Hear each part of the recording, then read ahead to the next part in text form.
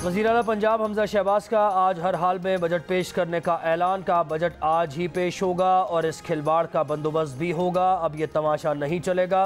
Speaker Chaudhary Parvez इलाही राजा इंदर बनकर बैठे हैं। स्पीकर और बनीगाला में बैठे शख्स की अना ख़त्म होने का नाम नहीं ले रही। ये खेल तमाशे के मूड में हैं। हम कहते हैं बजट पेश करने दें, ये कहते हैं IG को पेश करें। हमारे वज़ीर दुहाई दे रहे थे और इन्हें IG और चीफ सेक्रेटरी की याद सता रही थी। हम इन्हें आवाम की अदालत में लेकर जाएंगे। पंजाब असम्बली में आज दूसरे रोज़ भी अब तक बजट पेश ना हो सका। इजलास ताख़ीर का शिकार। ऐवान हुकूमती अरकान के बजट पेश करो के नारे।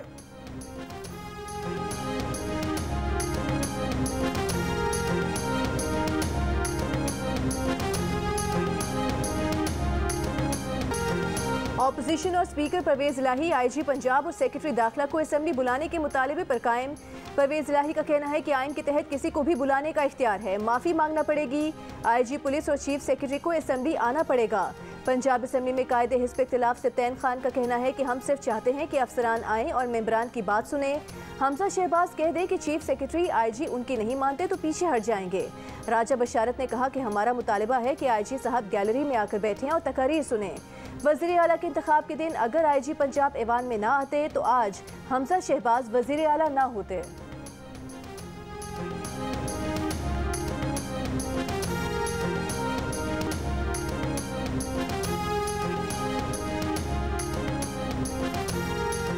इस साल हमने 15% सैलरीज बढ़ाने के लिए कहा है, लेकिन बाकी सूबों की बजट आना अभी बाकी है। हम इंतजार करेंगे। अगर किसी सूबे में सिंध के सूबे के मुलाजिमीन से बजट ज़्यादा होगी तो हम उसको सिंध के बराबर करेंगे। ऑपोजिशन के शोर शराबे में सिंध का बजट पेश कर दिया गया। सरकारी मुलाजमीन की तनख्वाह में 15% एडहॉक रिलीफ अलाउंस का ऐलान। ग्रेड 1 से 16 के सरकारी मुलाजमीन की बुनियादी तनख्वाह में 33% इजाफा होगा। 1 जुलाई से पुलिस कांस्टेबल्स का ग्रेड 5 से बढ़ाकर 7 करने का फैसला। 1700 अरब रुपए से जायद के बजट में तरक्याती प्रोग्राम के लिए 332 अरब रुपए मुख्तस। महकमा ज़राअत और आबपाशी के तरक्याती प्रोग्राम के लिए 36 अरब। महकमा दाखिला, पुलिस और जेल खाना जात के लिए 124 अरब। तालीम के लिए 32 अरब रखे गए हैं। सिंध के 7 अजला में यूनिवर्सिटी या कैंपस कायम करने का ऐलान। वज़ीर आला बजट पेश करते हुए ऑपोजिशन को जवाब भी देते रहे। कहा ये चीखते रहेंगे, तहरीक इंसाफ की हुकूमत गई और अब कभी नहीं आएगी। जो थोड़े बहुत लोग बचे हैं वो भी हमारे साथ बैठे होंगे।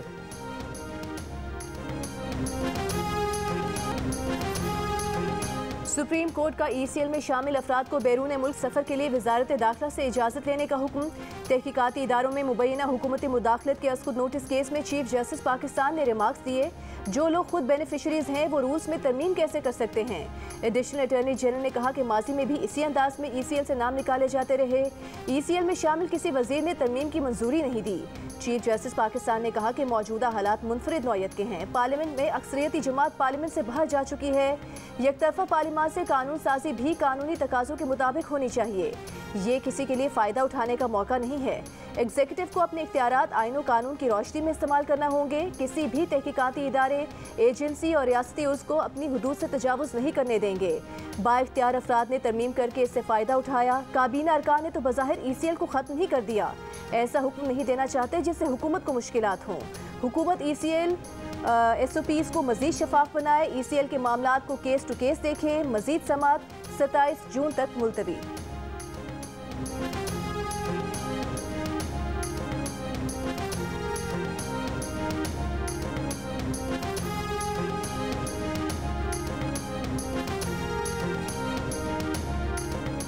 सुप्रीम कोर्ट की वज़ीर आज़म शहबाज शरीफ की ज़मानत हासिल करने के इक़दाम की तारीफ़। चीफ जस्टिस ने कहा अच्छा लगा, वज़ीर आज़म और वज़ीर आला ने खुद पेश होकर ज़मानत कराई। ज़मानत के हुक्मनामे का भी जायज़ा लेंगे। अदालत में FIA ने 42 हाई प्रोफाइल केसेस का डिजिटल रिकॉर्ड जमा करा दिया। नैब ने रिकॉर्ड जमा कराने के लिए 2 हफ्तों का वक्त मांग लिया। जस्टिस मज़ाहिर नकवी ने कहा कितने केसेस में स्पेशल जज सेंट्रल ने ज़मानत क़ब्ल अज़ गिरफ्तारी दी है। क्या FIA केसेस में प्रोसिक्यूटर महज एक मोहरा है। ऐसे ही ज़मानतें होनी हैं तो प्रोसिक्यूटर का क्या किरदार है।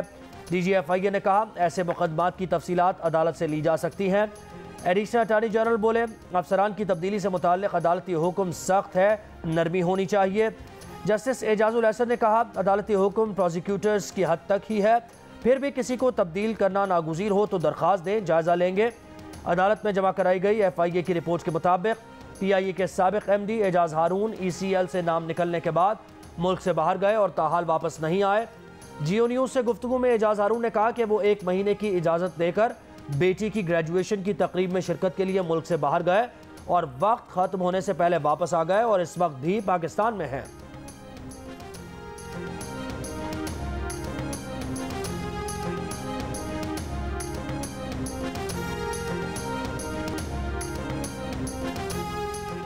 डॉलर की ऊंची उड़ान बरकरार। इंटरबैंक में 1 अमरीकी डॉलर 1 रुपये 30 पैसे महंगा। कारोबार के इख्तिताम पर 1 डॉलर 205 रुपये 16 पैसे का हो गया। ओपन मार्केट में 1 डॉलर 1 रुपये 50 पैसे के इजाफे के बाद 206 रुपये 50 पैसे का हो गया। पाकिस्तान स्टॉक एक्सचेंज में कारोबार का मुस्बत रुझान। 100 इंडेक्स 174 पॉइंट्स के इजाफे के बाद 41,054 पॉइंट्स पर बंद हुआ।